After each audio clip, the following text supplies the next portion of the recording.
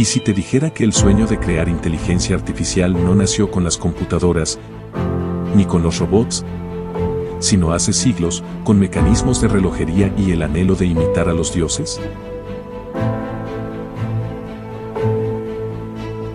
¿Qué buscaban realmente aquellos genios que construyeron máquinas que podían escribir, dibujar e incluso sentir? Y lo más importante, ¿en qué se diferencia ese sueño del que tenemos hoy? No eran simples juguetes para reyes. Eran experimentos filosóficos y también una herejía silenciosa.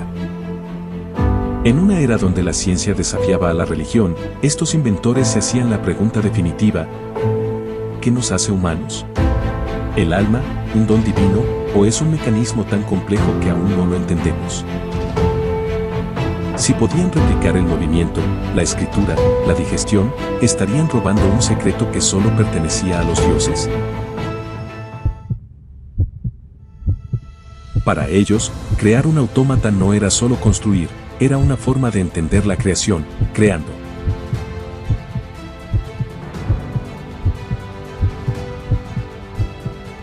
Conozcan a El Escritor, creado en 1774 por Pierre Jacques-Trosse. Una máquina de 6.000 piezas capaz de escribir cualquier texto personalizado de hasta 40 caracteres. Era programable. Dentro de su torso, un disco de levas intercambiables actuaba como una memoria ROM mecánica, dictando cada trazo de la pluma. La gente de la corte no solo veía una muñeca de porcelana, veían una máquina que pensaba, que escribía. El debate era feroz, era magia, un truco de ventriloquia, o el primer paso tangible hacia una mente no biológica. El asombro era el mismo que sentimos hoy cuando una IA genera una imagen de la nada.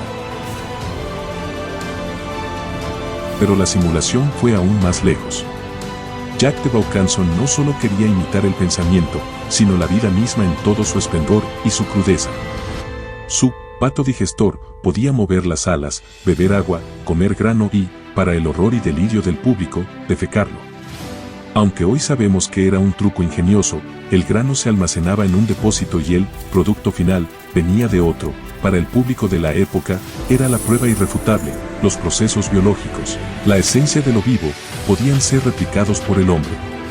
Era la primera vez que la tecnología no solo hacía algo, sino que simulaba ser algo. El truco no importaba, lo que importaba era el sueño que hacía realidad.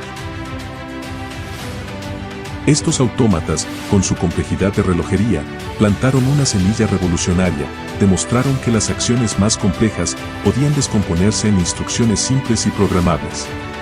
Este es el principio fundamental de la computación. El salto no fue directo, pero la idea ya estaba ahí.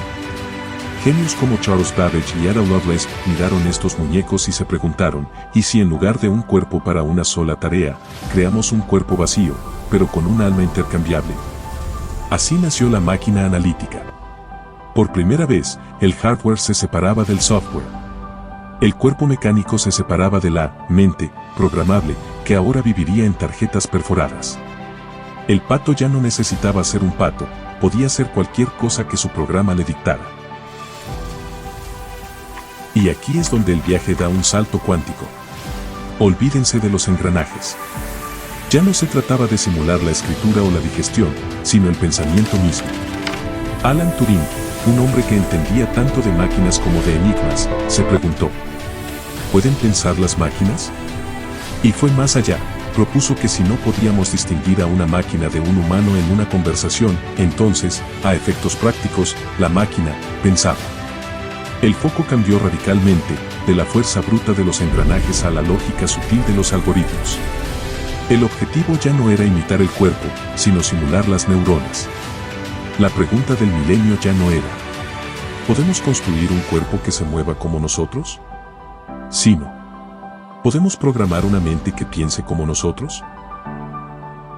Así que, la próxima vez que le pidas a una IA que te escriba un poema, dibuje un concepto abstracto o simplemente resuelva un problema, recuerda a El Escritor. La tecnología ha mutado, de latón y acero a silicio y algoritmos, pero el anhelo es el mismo, el antiguo, audaz y quizás arrogante sueño humano de crear un reflejo de nuestra propia mente. Un eco de nosotros mismos en la máquina. de robar, al fin, ese secreto divino. Pero, ¿este eco que hemos creado puede realmente ser creativo? ¿O solo es un loro digital, un mecanismo de 6.000 millones de transistores que imita sin comprender? En nuestro próximo video, desglosaremos la gran pregunta: ¿piensa la IA o solo actúa como si lo hiciera?